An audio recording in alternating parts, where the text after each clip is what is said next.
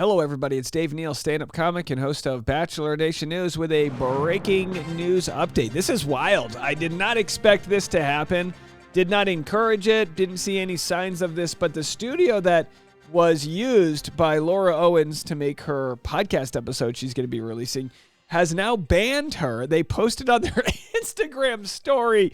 We have a live update. This is breaking news in the Bachelor Clayton world here. And as you can see from the photoshopping I do, because I'm a real gift to the world of Photoshop. We've got Clayton there doing the dirty as he's again rejoicing, or I imagine he would have a nice little chuckle over this. Like, I don't even care about this. Like, you can podcast from your own platform. It's really no big deal. I just find it so interesting that Justice for Clayton official shared exactly what went down.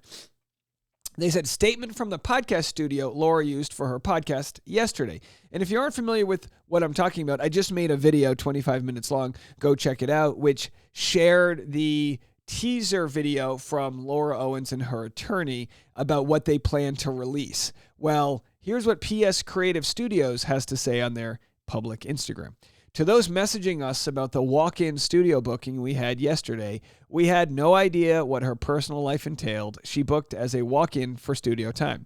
Please do not harm a small local business by trying to associate us with her legal matters. We are simply a small business who had no idea what was going on in this person's life. We do not want any affiliation to this matter. Here's my suggestion to my audience. Reward them. Reward them with a follow. I follow them already. Here's their page, PS Creative Studios. Give them a follow. Leave them a nice comment. Say, thanks for doing the right thing. You know what I mean? It seems as though they're trying their best to have like I said, a small business, and they got a nice team there. Leave them some comments. Give them a like button. Next time I'm in Scottsdale and I need to record a podcast, I'm going to consider using them. I'm going to definitely look into them. They're in Texas too, so there it is. Again, they couldn't have known. They don't, why would you vet these things? It's like, don't get mad at the canvas for what the artist did. Not to call her an artist, but again, it's not the fault that they were there, but good to see that they released a statement. And I'm actually against campaigns. Will you take a side on this? I didn't see anything public. I didn't see any pressure. I'm sure there was just some people being like, dude, why would you let her in your building? But again, they're allowed to, as a company, express their rights to refuse her service. Now, will she sue them over that? Oh gosh, PS Creative Studios, you do not know what you got yourself into. You know what's so funny is in the last video that I just made, literally right here. In this video, I said to the camera guy, there was a camera guy in the background. I was like, "Watch out, dude! You don't know what you're getting yourself into. You might have a lawsuit just by recording." Or she's like, "You don't have my consent." He's like, "You paid $175 an hour. Isn't that consent?" So anyway, that's what they said. And then Justice for Clayton official actually shared the DM. I guess they removed the story originally posted. I wasn't aware of it. I don't know what the story was, but they did the right thing. Justice for Clayton official did the right thing by says, hey, they're running a good business. They're good business with good ethics. They said, we will remove the story. And they said, thank you. We have no intent to allow her back for more studio time now that we are all fully aware of the scenario. Let me tell you something. You, PS Creative Studios, you're not fully aware. You got to go check out our content because there's probably more. I'm sure you're like, damn, she did what? And it's like, yeah, the Fiverr logo, the HCG. Who's Chase J. Jones? You know? Hey, by the way, Chase J. Jones, isn't he supposed to live in Scottsdale? So maybe you'll run into the fictitious. I've seen more credible Bigfoot sightings than I have of Chase J. Jones. And of course, we have the other Twitter account, Claytons Justice, shared their response about how the studio wants no affiliation with her. Again, here is a clip of, I guess they tried to go live and it didn't work. Here's the 21-second video. Again, this reminds me of if I had grandparents, them trying to send me a FaceTime for the first time. Don't hurt your neck. What was that? You got to turn around, I think, right? Oh, man. Hang on. Here we go. I imagine this is them writing their appeal. Oh, what's that? I cannot go. Oh, you piece of crap. You piece of crap. No, it doesn't. What? No, it won't let it. Which way? That way? There we go. Right. No. It didn't work. Maybe he needs to turn off his I don't know, whatever. Who cares? I'm not tech support. Either way, wild stuff. And like I said, vote with your dollar and go support this nice little cause over here. You know what's interesting? Let's go back actually to Justice for Clayton. So they were sharing the different parts of the vlog here. And, of course, with added, Laura's lawyer doesn't even read her blogs. Yeah, so this moment was funny. Did you read my thing yesterday? No, about how I ate Domino's pizza every day for 6 months. No, is that what they were talking about? Yes. I didn't see it. And some people are saying that's kind of her trying to prove that she's autistic.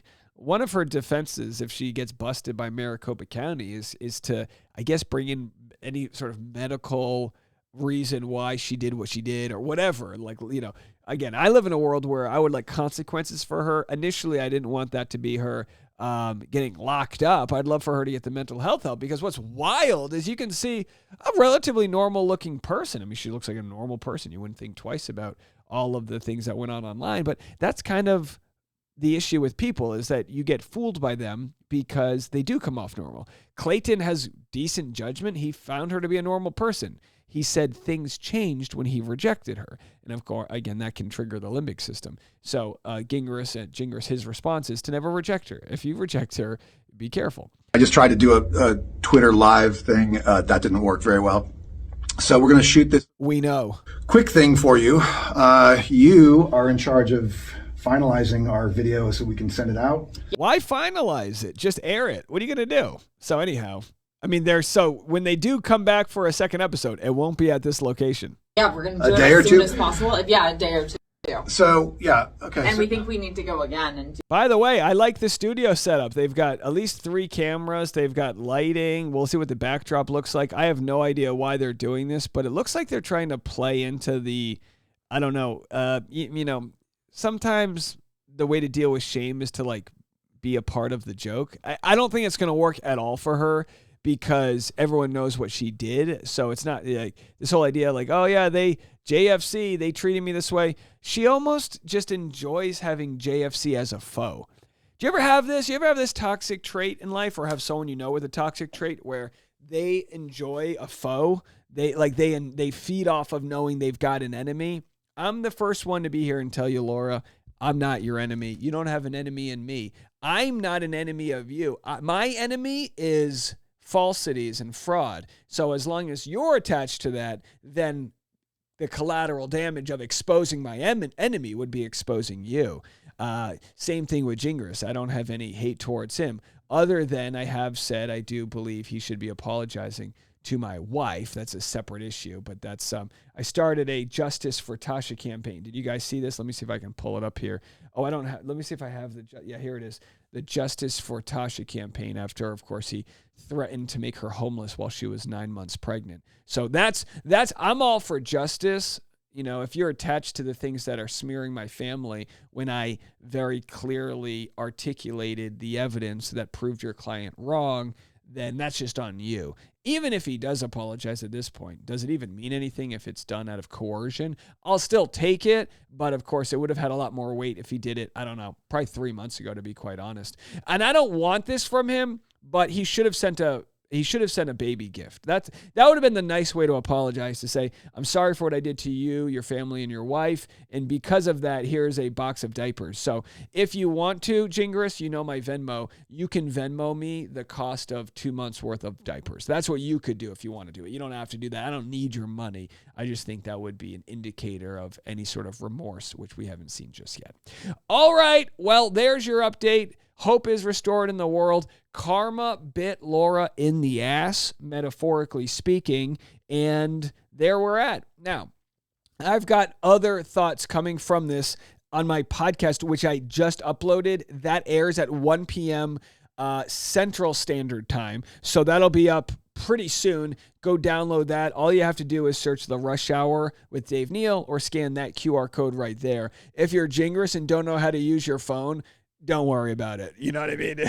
What's a podcast? Tell me, is this like a thing where you cast pods? Okay, anyhow, you get the point. Technology, it's a bitch. We'll talk to you guys later. Have a good one. I'm Dave.